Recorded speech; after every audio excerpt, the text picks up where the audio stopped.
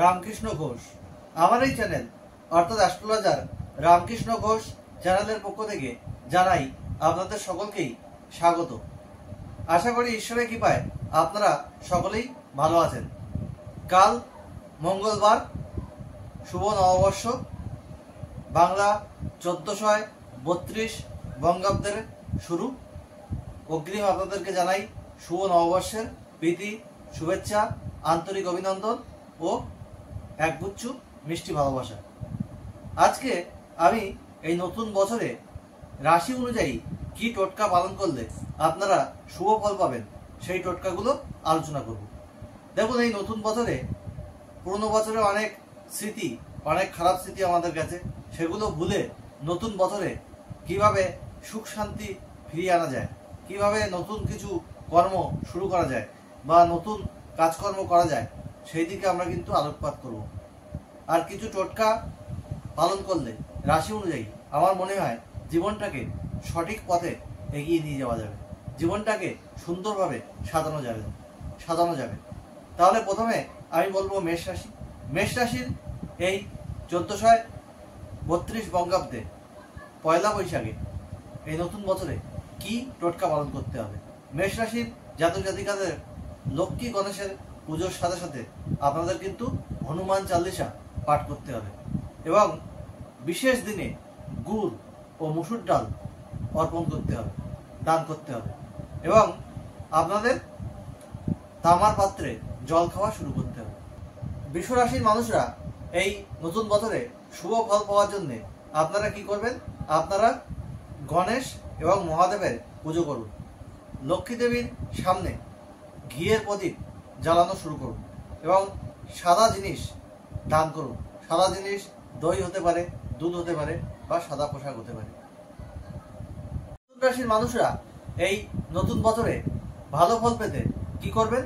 আপনারা অবশ্যই দুর্বা দিয়ে গণেশের আরাধনা করুন এবং আপনারা কনিষ্ঠা আঙুলে পান্না ধারণ করতে পারেন এবং আপনারা সবুজ জিনিস দান করুন এবং ধ্যান করুন, তাহলে শুভ ফল পাবেন। 1432 সালে নতুন বছরে কর্কট রাশির মানুষরা কি করলে শুভ ফল পাবেন?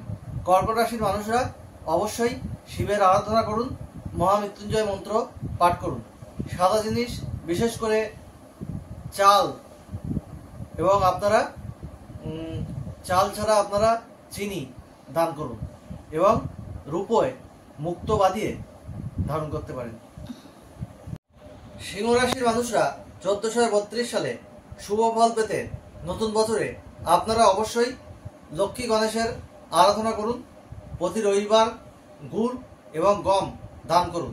ঘরে এবং অফিসে তামার তৈরি সূর্য রাখুন আর প্রতিদিন সকালে সূর্য প্রণাম করুন। কন্যা রাশির মানুষরা নতুন বছরে শুভ ফল পাওয়ার জন্য আপনারা গণেশের আরাধনা করুন এবং সবুজ রঙের কোনো জিনিস, ঘাস গরুকে খাওয়ান এবং বুধের বীজ মন্ত্র আপনারা পাঠ করুন প্রতিদিন। ওম ব্রাম ব্রিম ব্রম স বুধায় নমঃ। তুলা রাশির জাতক জাতিকারা এই 1432-এ শুভ ফল পেতে আপনারা কি করবেন? আপনাদেরকে লক্ষ্মী গণেশের আরাধনা করতে হবে। রূপোর তৈরি বাসনে বা আপনারা বেশি খাওয়া দাওয়া করুন আর আপনারা টাটকা ফুল বাড়িতে বেশি রাখার চেষ্টা করুন। আর বৃশ্চিক রাশির মানুষরা অবশ্যই শিবের আরাধনা করুন এবং প্রতি মঙ্গলবার আপনারা মঙ্গলের বীজ মন্ত্র পাঠ করুন। ওং ক্রাং ক্রিং ক্রম স ভমায় নমঃ। আর চেষ্টা করবেন এই বছরে বিবাহ না করার। ধনুরাশির মানুষরা লক্ষ্মী গণেশের আরাধনা করুন এবং প্রতি বৃহস্পতিবার আপনারা লক্ষ্মী দেবীকে আরাধনা করার সঙ্গে সঙ্গে লক্ষ্মী মন্ত্র পাঠ করুন আর প্রতি বৃহস্পতিবার অবশ্যই বৃহস্পতির বীজ মন্ত্র পাঠ করুন। ওং ক্রাং গ্রিং গ্রোং স গুরুবে নমঃ। আর অবশ্যই আপনার গুরুদেব এবং শিক্ষককে সেবা করুন, তার বাড়িতে যান, নিজের বাড়িতে আপ্যায়ন করুন সেবা করুন। মানুষরা নতুন বছরে আপনারা যত বেশি সম্ভব পরিবেশকে পরিষ্কার পরিচ্ছন্ন রাখুন। আপনারা কাক ও কালো কুকুরকে খাওয়ান এবং গণেশের আরাধনা করুন। প্রতি শনিবার শনির বীজ মন্ত্র পাঠ করুন সূর্যাস্তের পর পশ্চিম দিকে মুখ রেখে। ওম রাম হ্রিম প্রম শনিশ্চরায় নমঃ।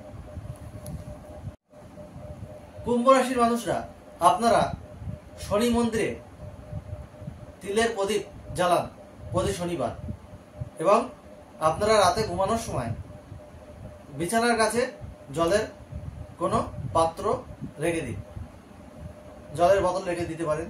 আর আপনারা লক্ষ্মী গণেশের পুজো করুন।